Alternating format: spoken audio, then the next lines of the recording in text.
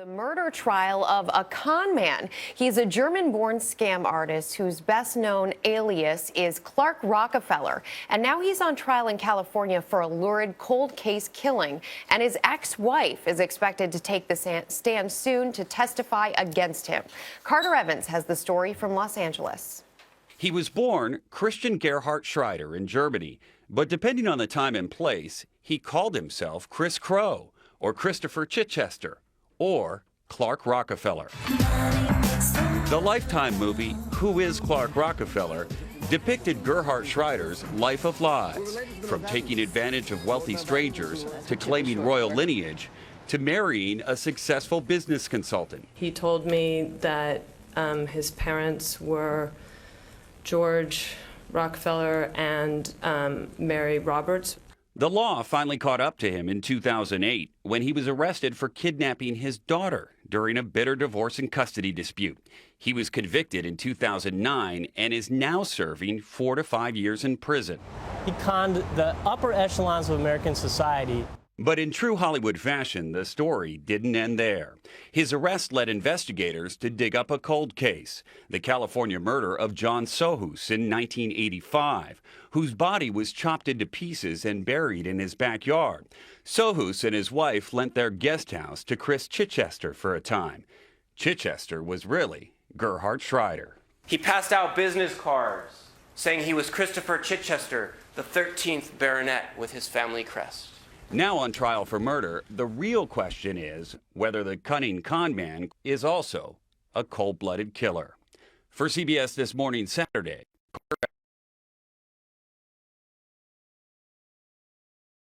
And attorney Erin Moriarty, she has been following this trial closely, and it's so nice to see you as always, Erin. You know, this is such a fascinating case because here is this young man from Germany who comes here in the past 30 years, pulls off these amazing scams, and according to Mark Seal, who wrote a book about him, he's a Vanity Fair reporter, he got his blue-blooded accent by watching Gilligan's Island. Thurston Howell III. Thurston Howell III. I love it. Wow. I mean, so that was one of my favorite things, that he somehow manages to fool all these people in Greenwich, Connecticut. Do you know he had 3 jobs in investment firms? Right. You know, he got fired, but he still managed to make his way in. Extraordinary. Think what he could have done if he wasn't a con man. Yeah. It's completely bizarre, and it's stranger than fiction. But is there going to be a conviction here? I mean, they have a lot of interesting circumstantial evidence.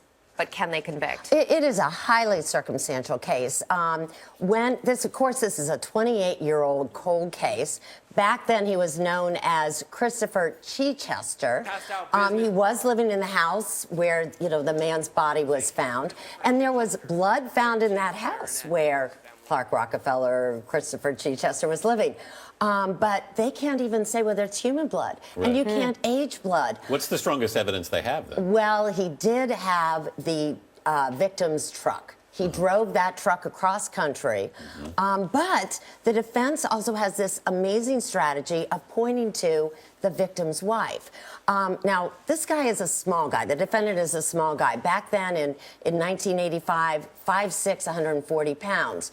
The victim was bashed to death. Well, it just turns out that this man's missing wife, and you can see her right there, was 6 feet tall, 200 pounds. So the defense is saying, who's more likely to be able to kill him? There was a big ditch dug, that there was evidence that it would take 6 to 7 hours for a strong person to dig that ditch. Who's more likely to be able to dig this ditch? This 140-pound man or a 200-pound woman? I mean, it's just so many twists and turns in this story. And then you also have the ex-wife of Clark Rockerfeller, who's going to be taking the stand here. And this is so difficult for her, as you can imagine. So she has moved to London because this is a very embarrassing episode in her life. Yes, she's a Harvard-educated consultant, well thought of, and yet for 12 years, she believes her husband is a Rockefeller. She already had to answer that when he went on trial for the kidnapping of their child. She had to try to explain how she could be so stupid in her personal life, but they need her because at that trial in Boston, she had actually testified that he has this angry almost violent side, and that has not shown up anywhere else. So she is important to this prosecution. How do you think he pulled this off in terms of convincing everybody who he was? I love this part. You know what he would do in every community? He would pick the old moneyed church and start there.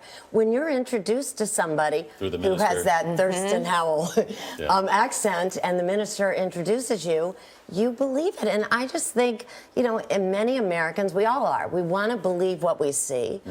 He was, just imagine what he could have done because he was very convincing. Erin Moriarty, thanks very much. Thanks, Aaron.